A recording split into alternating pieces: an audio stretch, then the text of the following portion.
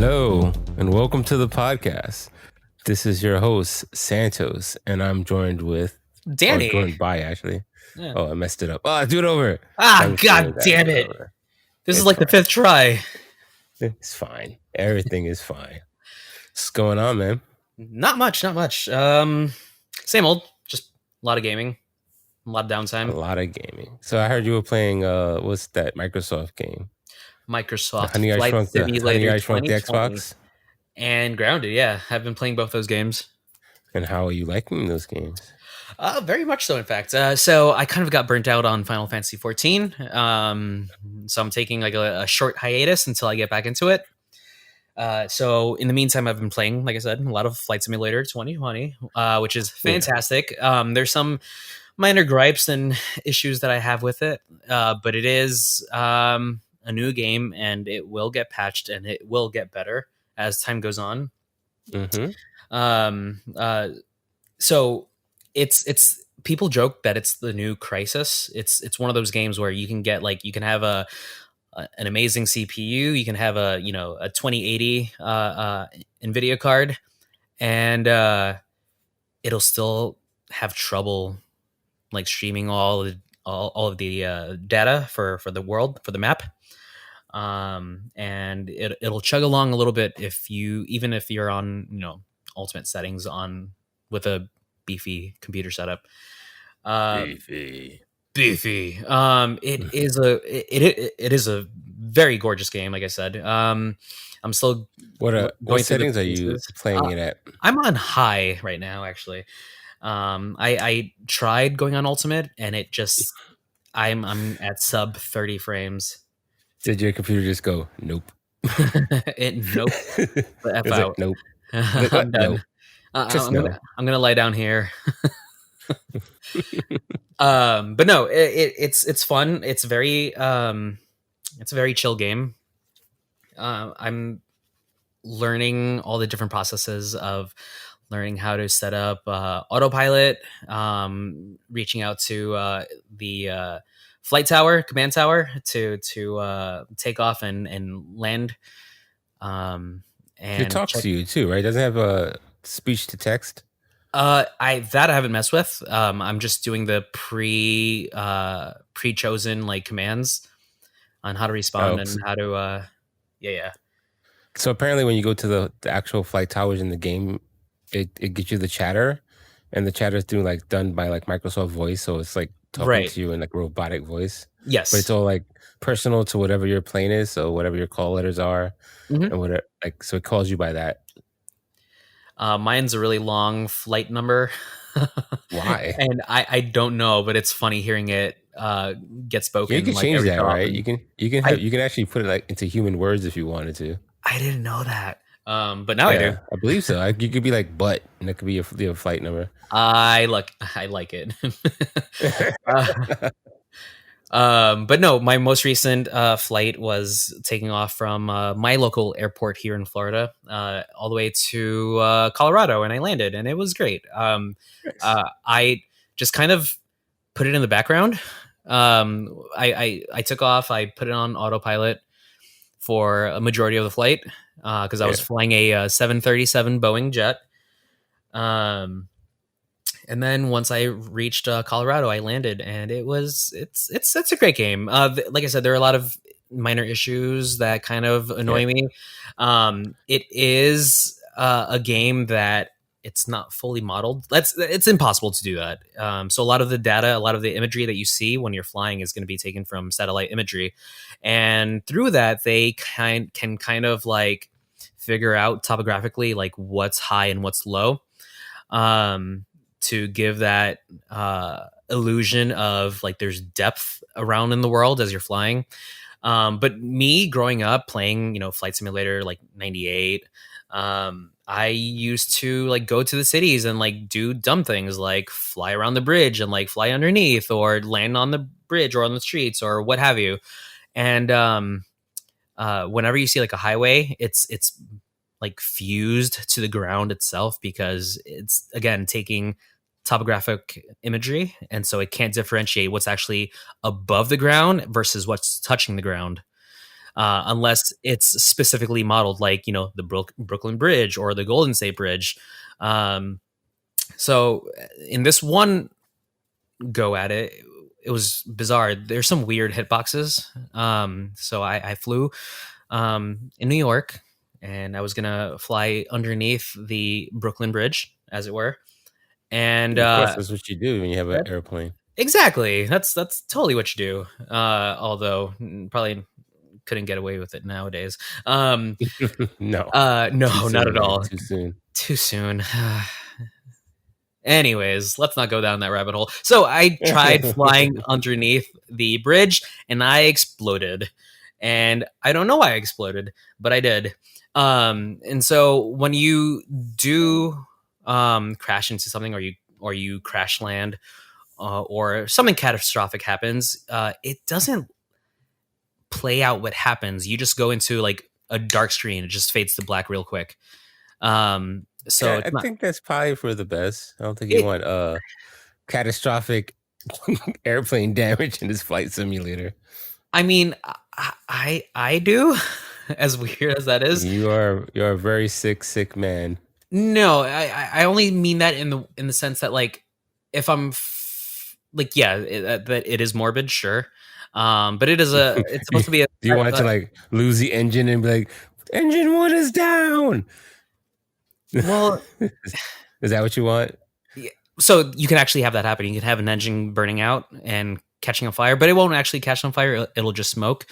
But I just want, if I'm going into this expecting like a level of realism that I guess Microsoft's not prepared to partake. Definitely not in today's climate, which I understand.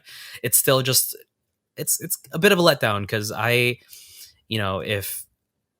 if I'm gonna crash land, and I have to like skid on my belly on the bleh, words are hard, on the belly of the plane, like I want to, and I do it correctly, there's going to be damage no matter what. But I don't know if it can differentiate between you're just crashing because you have no landing gear versus like, oh no, you landed correctly and safely despite the fact that you had landing gear failure. You know what I mean?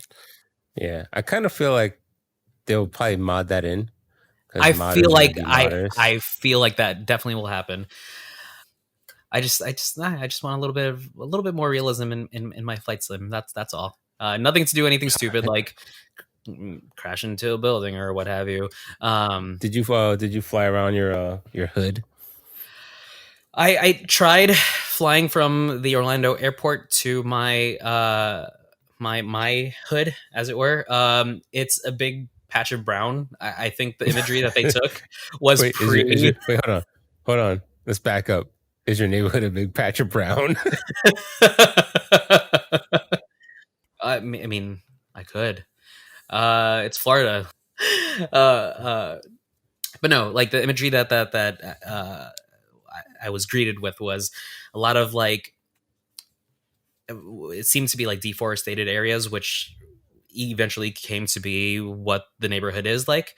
So I don't think it's current. I wonder if that will change, or if this is like kind of going to be it for a while before. No, I'm sure that all that information is constantly being updated. Right. It's pulling from a database, so eventually your subterranean found patch of land will maybe become a real thing. Yeah. Only well, time so will tell. I did fly to my job. Okay. And it was weird seeing all the like places that I recognized around work. Yeah. Have you run into anybody else yet? I've ran into a few people actually. It's really neat in that regard. I've never tried reaching out to communicate if that's even possible. I don't know if it's possible. I know you can like tandem, like you can have like a flying group. Okay. In game, and you can all fly a flight plan together. That's cool. I would love to run into like a random person and fly upside down next to them and then give them the middle finger. You've been watching way too many movies, man. Listen, Top Gun is a great movie. But that does sound pretty cool. I would try to be like more like Iron Eagle. because that Fair. was pretty cool. I've only seen that Instead of movie Top like Gun. twice. I should watch it again. And also, it's a persistent world too. So even if like you started flying and I happen to be playing, if I flew to where you were at, we can like meet each other and Right. go Yeah. hi It's and then smash into each other because I would try to smash into you. yeah, but we wouldn't be able to. The screen would just go black. It's true. Maybe it's a metaphor for life. That's what happens. Everything just goes black. Maybe you're they know not something. you're not wrong. But Maybe no, they know something. so I've been enjoying myself. I have a Logitech. Well, it's now Logitech, but it was a Cytec before Logitech bought them. But I have a Cytec X52, 54. I don't remember. Flight So stick, to and clear, it's a flight stick, right? yeah, correct. It's a HOTAS flight stick, and need to figure out. It gets way too sensitive at some parts. Like suddenly, like the way the airplanes handle suddenly goes really wonky, and I can't tell if it's like the flight stick being weird or if it's the game. I don't know. So Maybe lately, both. maybe both. So lately, it's been some Xbox controller flight. um, So to shift, how is grounded? Grounded is the opposite of Flight Simulator, because you're on the ground. It's true. You are on the ground. That's my Deep. review. So it's basically Honey I Shrunk the Xbox, right? Like little Essentially, micro people. if you took like Minecraft and you took Honey I Shrunk the Kids and like they had a love child, that's what it would be. You wake up. Oh, not that you wake up, but you like start off in this like little hole, and if you like turn around, you see like this not a casket, but it looks like a case, and it's like wide open, and it's got a slot for 4 people, and in the game you can pick from 4 different kids, 2 boys, 2 girls, and they're very kind of like 80s 90s aesthetic, in Do they how they have dress. do they have attributes or just they're just like generic like kids? They the only thing that's unique about them besides their look is their dialogue. Everything else is like they're exactly the same. So yeah, in the case there's a slot for 4 people. So if you had a full team of 4, in theory, that would be where you came from. And then attached to that, there's like this big tube with a syringe with this blue goop, and I guess that's how you became so small. Small. How did you become so? Wait, you had I'm trying to think of. I haven't seen Honey I Shrunk the Kids in forever. They go into a machine that makes them small, right? It was like a laser that shrunk them. I believe it's been a hot minute. Yes. This is more inner space shrinking. Remember Correct. inner space? Yep. Yeah. Yeah. Inner space. Oh yeah. So basically, you end up in the backyard of a home. I don't know if it's your home, but you leave this little space that's kind of like buried, and you are greeted to like tall grass and like a giant softball, um, and you are greeted with like a mini tutorial. It's not very in depth. It's like, go here and collect some water, go here and investigate this thing, um, and you go from there. You start finding pebbles, and you find like little piece of like leaves, and that's like plant fiber, and you could take the pebble and the plant fiber and make it into an axe, and you can start chopping down grass, which turns into you can use it to make grass walls to make a house. So And is it a persistent world like Minecraft, or is it just like every time you start the game it says a different instance? it is persistent. I've noticed that I can go to like one area, and so it's a bit of both. You can I'm going to use the word deforest on a much smaller scale. You can go to this area and just chop down all the grass, but at some point that's all going to regenerate. But all the items that you chop down will still be there, so you can always collect it. You can always come back later and collect it. Like 5 hours like down the road from when you started. But in terms of like multiplayer, you're just playing with the people you're playing with, right? You're not running into other like random small children. Correct. It's just going to be you and whoever you're playing with. Gotcha. Right. And so it seems it's like the map is huge. Like at start it seems very small because it is a backyard. But then you realize like you're like this tiny little person. And the world opens Tiny, up, very tiny. and there are all these different creatures that inhabit the world. They're like aphids and ants. The ants like come up to you and they'll like look at you curiously, and then just like be on their way and continue life without bothering you. You'll find weevils and you'll find these giant spiders, which is scary as hell when you're not ready for it.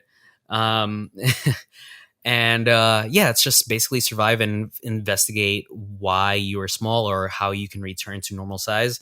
So Eventually, you can you find this so like so is the object to turn to normal size, or is it so, just to like defend your life, I think it's gonna be or a does bit it of both. change? It's a bit of both. So the game is not very fleshed out at the moment, as it is early access. It's in early access, right? It is. As It as is. Microsoft calls it, game preview. Right. So like you can go up to this you can go beyond what the map shows, but at some point you're going to see yellow tape saying this section of the map is in progress, but you can That's still funny. cross it and mess around with the items beyond that area. But it's there's going to be more fleshing out to be had, I believe, as time goes on. But currently, as it stands, it's like go investigate this, and there is a laser that's like not working. Go find out why. You like fight these ticks or these mites to. So it sounds similar to me, like Sea of Thieves, Mhm. except it's in early access where they give you all these like tools, like hey, you can do all this stuff, and you're like, do you have like objectives in the game, You do, right? So they're actual objectives. Oh, you did say that earlier, right? yeah. So it's not as freeform, but it does give you the freedom to play it how you want to. Okay, so you have micro objectives in the game, Correct. but is there an end game in the game? In the game. As it stands, I don't think there is. Okay, because Eventually, I think there will be. have you played Sea of Thieves? I have. It's like Sea of Thieves. I mean, they gave you Sea of Thieves gives you quests and such, but it seems like there's no rhyme or reason to a lot of things in that game. You're Right. just kind of like it's kind of like you're freestyling. It's more about like the experience of hanging out with your buddies on a Right. boat, and then like Oh randos no. will come and try to like board you, and you gotta like shoot them down. Mhm. But it's not like an MMO where you have like a clear like end game. There's no. I Right. don't think there's an end game in Sea of Thieves that I I, know I of, don't at think there least. is. Like the thing for me when it comes to Sea of Thieves, like there's something in there that I think is fun and great, but the fact that like no matter what I do doesn't lead to anywhere that will get me like better items. Like they're aesthetically, you can get new weapons, but like stat wise, they all work the same. Clothes wise, Yeah. like it's all aesthetics. Yeah, You're not gonna there's grow to a no point. yeah, for sure. There's no progression system in terms of like, oh, you can get this shiny thing and it's better than the last shiny thing. It's the same Right. shiny thing. It's just looks different. Exactly. So like Yeah. not to delve off the topic too much, but like We divert you from conflicts? We never do that. Go we ahead. Go never ahead, ever say do that. that. But no, like there's something cool in Sea of Thieves, but I wish there was more to it than just what it is in its current state. Well, I mean, that's why I feel like Grounded sounds very similar in that aspect of like they give you this sandbox and they give you this world, and you're like, okay, go have fun. And Right. how long is that fun going to last if there's no like end goal? I guess that's just me. I just like having end goals to stuff. That's why I could never really get into like Minecraft where there's like no end goal. It's just like you just play Minecraft. And what do I do? You build You stuff, go like and then what? you build stuff, and then you You can build, you build, build and then you more. get stuff to build better stuff, and you're like, oh, okay. Now what did I do? To be fair, I only played Minecraft like into tutorial level, and I didn't Okay. get past it. There's I see what you mean, and there is a finality to Minecraft, but I understand where you're coming from because it's too freeform, and that's how I feel about Sea of Thieves. But no, when it comes to Grounded, like my experience so far has been this: like you start in this world, You start picking up items, and you find this In like a little world. you find you find this machine that allows you to analyze different items that you get, and it'll give you a blueprint on now you can create this, now you can create this item. And so you find this like pocket calculator looking thing on the ground, surrounded by these like three like lasers that are on tripods, and one of them is not working. One of them is like being obstructed by like a flower that you need to like chop down. And so once you get that fixed. So is this stuff that you diegetically figure out in the world, or is it like an objective and it's like, oh, the objective says to go here and do that? Correct, that's what it does. So it's So not as freeform. is this just to like teach you the mechanics of the world, you think, or It's very close to the tutorial. Like as soon as you finish the basic tutorial, that's the next thing that it drops on you. But then it tells you to go to this tree, and you find this like wreckage, and underneath this oak tree that's in the backyard, you find a laboratory filled with like a robot that like talks to you, and the robot is very cute. It was a burger flipper that was like reused and as a research robot, and then it the gives you robot's got to be objectives. very cute? It's very important. Yes, it's very cute. He's got a rainbow mustache and a As a spatula robot for a should. hand. Right.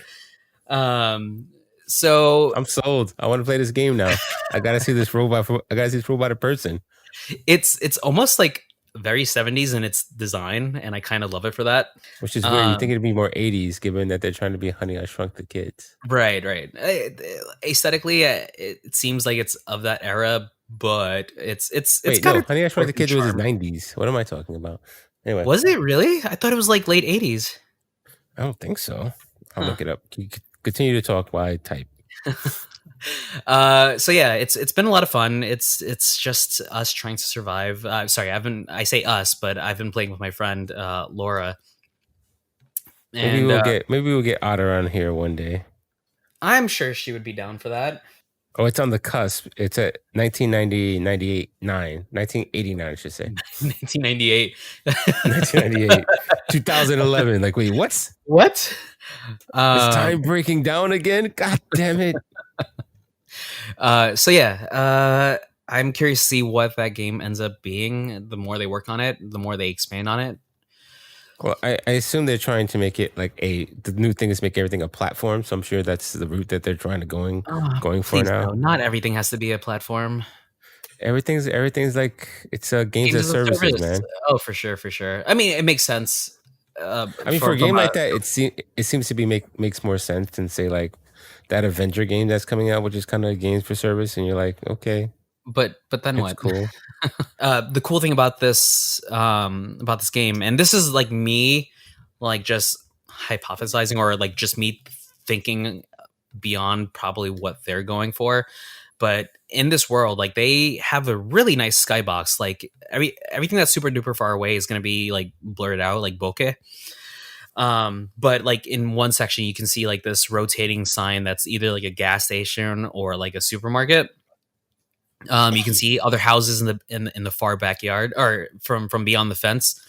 And I'm like, that'd be really cool. Like if once they expand like this specific part of the backyard, like maybe you could go inside the house, and you know you have to avoid like the pet dog or pet cat, or maybe you can go out to the street and be on the backyard. I mean, since they're working in a micro scale, right? They could do an entire neighborhood, and that can be a level. Exactly. And so that opens up so many possibilities. Again, this is just me just thinking of the possibilities. They probably have no intention of doing anything like that, but just that. Maybe, I don't know. I feel like the Microsoft Studios has been, at least if they're going the Rare route, they've been pretty good at supporting that game with content. That's true. Yeah, even though I don't know any person who plays it, but somebody's got to be playing it. They're still like, I mean, they're still supporting State of Decay, and I don't know a lot of people who play that either. So, oh yeah, that game. You've beaten it. I still have it. I still have it. We should have played it. It's like now we just play a game for like, oh, we just played this game for like an hour. That's great. Let's play a different game now. Like what? That's the problem when That's, you get older and you have all this like disposable income. but you don't have disposable time, my friend. Time is a finite thing. Oh, too soon. Too soon. Maybe I'll eventually join. It sounds you've sold me enough that I'm like, oh, I could try this game. Will I like it? Who knows? I don't know. But it's more about the experience, right? Versus like, because that's what State of Decay. State of Decay was like when it launched. It was like in a pretty bad state bug wise, but we were like we're playing with people we know. It was funny seeing zombies like floating in the air. Like that's what this. Are those what zombies are supposed? Oh, guess what? That's the new zombie order now. It's fine. You're just floating. Okay. So while you're playing Flight Simulator and Grounded, I'm going back in the catalog. Apparently, I was going through the crates.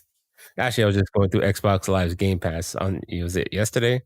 I'm like, I want to play a video game, and I have no idea what game I want to play. I'm like, we go to Game Pass, right? Actually, I was playing game. I played Battletoads when it launched. Then I was bummed out it was a multiplayer, but we can talk about that in a second. So I'm going to the back catalog of Game Pass. I'm like, do do do do do. That's the sound I make when I'm going through the back catalog of Game As Pass. one does. Yeah. So I saw was it Rise? Was it Rise of the Gundam? What's the name of this game? Enter Enter the Gungeon. the Gungeon. I can always get. I'm playing Gundam, so that's what's staying in my head. So that's why I can't say it correctly. I love Gundams. So enter the Gungeon, which is a game that came out. I thought it was pretty recent, but apparently it was 2017. Mm-hmm. So yeah, I'm just joining this party of this game, and it's a roguelike, meaning that you die a lot and you have to restart over again. Yep. But some roguelikes, like they give you the stuff you had previously if you find your dead body or something. But this is like straight Nope. up, you die and you start from the beginning, and everything's randomly generated with weapons and like layouts. And I'm playing it. I've died, I think, at least 30 times at this point. I made up to Dungeon 3 though. I'm making progress. And I was thinking to myself, like, why does this not frustrate me? Because I like I should be frustrated right now. I've died so many times during this game, like, but for some reason, like it gives you a little bit like little nuggets to keep you going, Right. like little candy, because you have like right. So let me describe you know the aesthetic, but I'll describe it. It's like an 8-bit ish twin stick shooter. Mm-hmm. And you can like, and it's basically a bullet hell shooter on top of that, right? Like it's like bullets flying everywhere, right? But it's so cutesy. Like it's guns shooting guns. It's not even guns shooting guns. It's bullets, like ammo shooting guns. Yeah. Like what kind of crack smoking you doing is when you're like, you know what? I'm gonna make a shotgun shooting a shotgun. I like it. Sold. Or a shotgun shell shooting a shotgun. And it makes the beginning enemies pretty easy to define because like it's a bullet with a gun. What is he gonna do? He's gonna shoot a single bullet at me. Right. I'm like, all right, game. I see what you're doing here.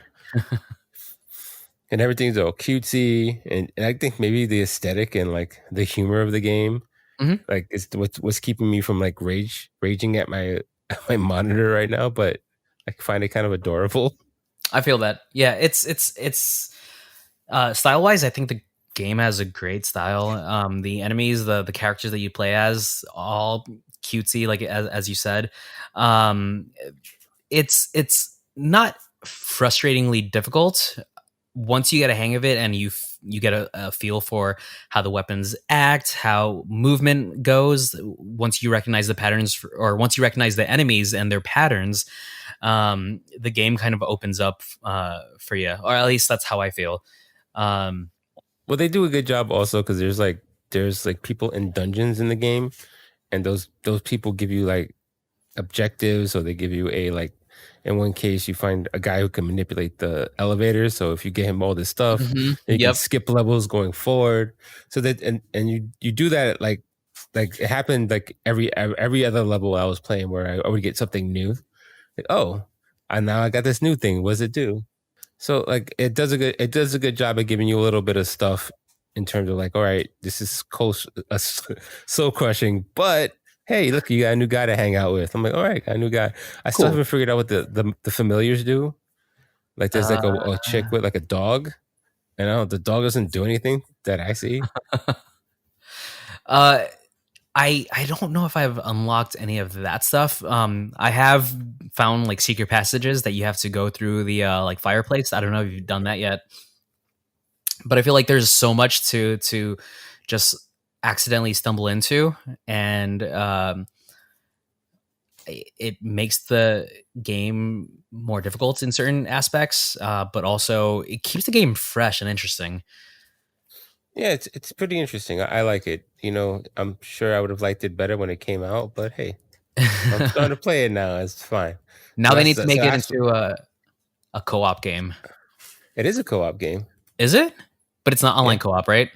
No, it's a Damn it. couch co-op, which leads me to Battletoads, which is also couch co-op, which is kind of like shocking to me to release a game about like release a game in current days and it be like couch co-op only. I'm like, that seems very odd, given Right. the amount of like effort they put into that game. Like the animation is really nice. Oh my I, god, the I like animation the is story. gorgeous. It's this the story is like ludicrous and makes no sense, but it's kind of funny. But that kind of goes in with Battletoads. Like Yeah, that's kind of always been their shtick, hasn't it? yeah. Well, it's like they're making it a cartoon, like a Saturday morning cartoon, Mm-hmm. and it plays out like a Saturday morning cartoon. If you go in with that mindset, you'll like it. Because some people are put off by the style. Because there's like I a fine line between like flash animation and good animation, right? It's right. like I can't quantify the look of a flash game, but kind of think of like Castle Crashers, right? Castle Crashers was a like it comes from a studio that used to make flash games, Yep. and it kind of has like a flash game look to it a little bit. I know what you mean. I understand where you're coming from, but I think it's because the art style is so clean Yeah, and that's the I think lines are that's it. minimalist that Yeah, it gives off that impression. But that said, because the lines look so crisp and clean and the animation is so on point, I think it looks fucking gorgeous as a game. it is a good looking game, and it's funny because I was thinking about this versus like say Cuphead, which doesn't look like a flash game, and the No. animation is like straight out of control, and you're like, because that animation is gorgeous, and it took Right. how many years to make that game? Oh geez. I And, can't and even I don't think Battletoads are as close as that No. But because they're like also so different aesthetically. Um because yeah, like the Cuphead is very strange and very unique in for a modern piece of animation. It's very unique, but when it comes to that era that they were inspired by, a lot of the animation was very absurdist to begin oh with. yeah, it's very like I was gonna say the word cartoonish, but it's cartoon. It's supposed to be cartoonish. Right. The reason why Crash Bandicoot worked back in the day and currently, Hmm. because animation that they has kind of like the characters are very elastic Hmm. and they're very exaggerated. So like so if they for instance, like when they do a facial expression, it's very like their faces get very elongated or their eyes pop out of their head. But that's even their moves are kind of like I'm not saying overdone, but it's like there's more emphasis on how the animation is done. Oh, If that absolutely. makes any sense, right? Like it's exaggerated it's like exaggerated walking and stuff, and I think Cuphead Hmm. captures that, and Right, Battletoads catches it to a certain degree, but then but in a different way, though. well, because you got to make a fighting game, and fighting games are different, right? So there's Right. certain things you have to do. It's gonna change. Right, right. There's gonna be too much animation delay before your hit makes contact with an enemy. Correct. So Um, because I was noticing that also when I was playing Streets Rage 4 with my boy, and how they purposely limit animations in that game to more mimic the old school animation style. Because the animation is great, but it's also limited. mhm. Like they don't go. It's like when they throw a punch, they don't do like this elongated like Wind up. hardcore like punch. It's more like it's like a quick jab, Right. and they kind of like remove like some frames in between, so it's more you have more connection to the character. So you have to like kind of you kind of make that choice when you do a type of game like that, right? You like I think you got to juggle the amount of animations you have versus Battletoads, in comparison, in contrast, it's also very exaggerated, but that's because, I mean, it's a really zany and modern world in comparison to what Cuphead does. But at the same time, like, the characters can transform their yeah. limbs, or they change their look, and so, like, uh, the game just But has you know this what's funny? clean look to it, and it just works so nicely. You know what's funny though? I was thinking about it. If you think about the way Cuphead's animation works, the character of Cuphead and was it Mug Boy? Is that his name? I feel like it's Mm, Mug Boy something like that, or Mughead. Mug Guy, something like the Mug Head. No, Guy. I That think sounds it's all like. right. But if you look at their animations themselves aren't very. They don't have a lot of animations to them. No, The background characters have a lot of animation to them, and the transitions of those guys have a lot of animation because you don't control them. So right. they can just go crazy and like have these guys do all these flourishes, and the flourishes add to the gameplay because they have tells, right? Yep. So a lot of that tell is the fact that they have so much this animation like wind up that they do. So you can like, oh, he's doing this wind up. I know he's going to do this style of attack.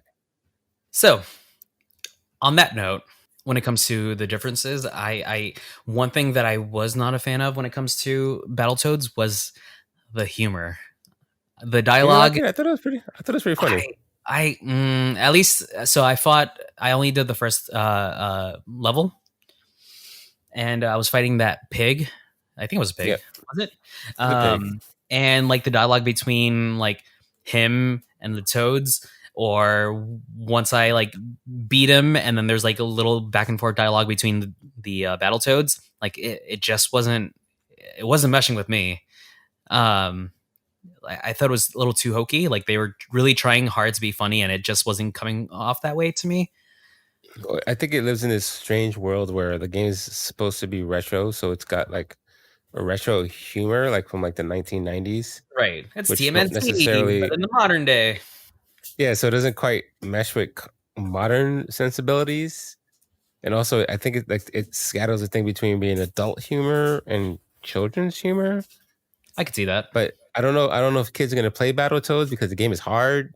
On the flip side, it's like it lives in a kind of a weird space. It does. And the funny thing is, like, I feel graphically, going back to the animation and the aesthetic, I feel like it's so bright and poppy with its colors and the aesthetic. I feel like it's the perfect thing to like draw kids in.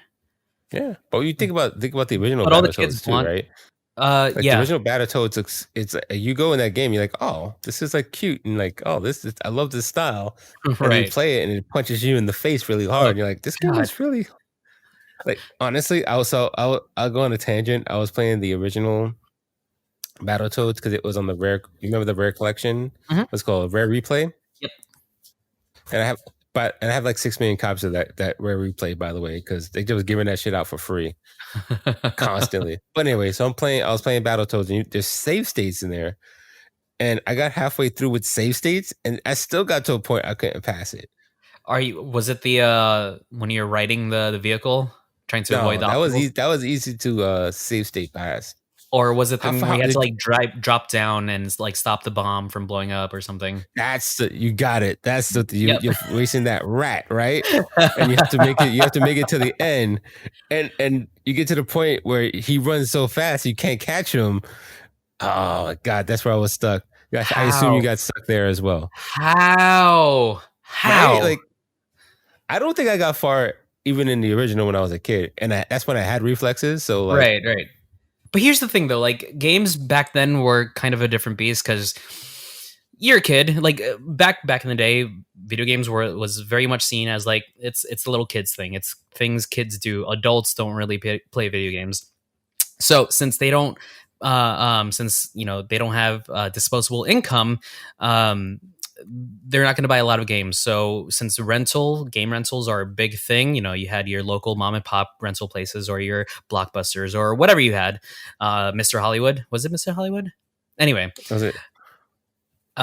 so I feel like those games were made purposely more difficult, so it took you longer to beat.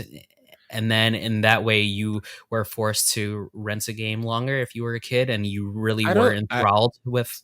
I don't think that was the case. I think it was a case of switching mentalities. So, especially in as the term you heard the term NES hard before, right? Mm-hmm. And you notice Super Nintendo games tend to be easier than NES games were. Right. I mean, not all of them, but like No, most of those no. hard, super hard, super hard games are usually from the like the NES era. Like they like Dick Ninja Gaiden, where like you play that game and that Oh, one it's so bird like good. beat the crap out of you constantly. That You remember that bird, animation. Oh, yeah, right? I do. Oh, if I Or do, I. like when they had like kickback animations, like in Castlevania and all that stuff, right? Yep. Stupid Medusa So flying heads. Medusa heads, right? So I think what it was happening is that we were transitioning from the arcade to the consoles, Mhm. and those games were balanced for arcade difficulties because in the arcade they had to make it difficult. Well, they didn't have to, but they made it difficult to bring in quarters, right? So you'd have to worry about like balancing your game because if you made it fun and it was hard as balls, people would still play it. They'll be keep Right. on like pumping money to a certain degree. Like, I mean, I put money into hard driving. That game's impossible to play. You ever played that game before? I don't think I have. Oh my god, it's freaking terrible. Like it was like that. It was like a VR game, and it's supposed to be realistic. And if you survive 30 seconds in that game, like it'd be a miracle. Huh. And I was like on one quarter, right? So I think then when they transitioned to NES, they didn't quite shed that off. So they were balancing like NES games to arcade difficulties, Yeah, I could see that. I could see that. especially the earlier games, right? So like but then the problem is that you can't beat these games because now they'll give you like 3 continues to beat like this entire game. You can't pass the first level without dying 6 million times. But we were kids, and like you said, it goes back to like we were stuck with that game because we get that. I remember getting like Strider for like the NES and Oh, like right, and I remember I got super stuck in that game. I tried to return it because I thought it was broken. The guy wouldn't return it, but then I figured out how to play it because I was stuck with it. right. Exactly. Yeah. You play the hell out of it, like, and you became like kind of a master at it because you were just stuck with this stupid game. Like, what else? Either I play nothing or I just play this game constantly. Right. So we kind of overcame that balancing issue just because like we had to be tenacious because we were like, what else we're going to play? Oh So man. you see like Yeah. that, like with Ghouls and Ghosts, like Ninja Gaiden, like all those games that are just like crazy, crazy hard. Like I Mm-hmm. beat Ninja Gaiden as a kid. I'd be damned if I could even like get past the first level now. So I've never actually played Ninja Gaiden 1, but I own Ninja Gaiden 2. It's Uh, about the same type of difficulty. right, right. But I still don't know about the birds. Like, trust me, oh, um, but I've gotten to the last boss. Like you would get knocked backwards all the time. Mm-hmm. No, no, no. It's like it's. I was just saying, like, yeah. That game is freaking balls to the wall hard, and I've gotten up to the boss, but I don't remember if I've ever actually beaten it. Hmm. Maybe I should. I think if you beat it, you would know it because you give like a triumphant cheer, I should give that a go again. which Maybe is I should funny stream because it. we should actually. I think I'm going to start streaming horror games because Yes. me and my girlfriend Nicola have decided that Halloween is going to start in September. Okay, So we're going to start watching horror movies. I think I might start streaming some like obscure horror games I can appreciate that I've that. never played. So that's what I'm going to do. Are there any games on the agenda that you're like, no, I need to play this one? Actually, there's a few of them. Actually, I think about starting out playing Clock Tower Okay, again the for SNES the Clock NES. Tower. Okay, Yeah. Also might make a video about it. Haven't do it, decided yet. do it, We'll do see. it. We'll see. We'll see. But yeah, so I think that's what we're gonna do. And if everything works out, me and Daniel might do a podcast on Splatterhouse if we can get him a copy of it Yes. So, instead of Mega Man. I mean, I would love to return to Mega Man Legends, but if you listen to the last podcast, you already know it's technical issues and then losing save data and just the unwillingness to just start over again from the beginning. So Yeah. Splatterhouse Wait, too. So is.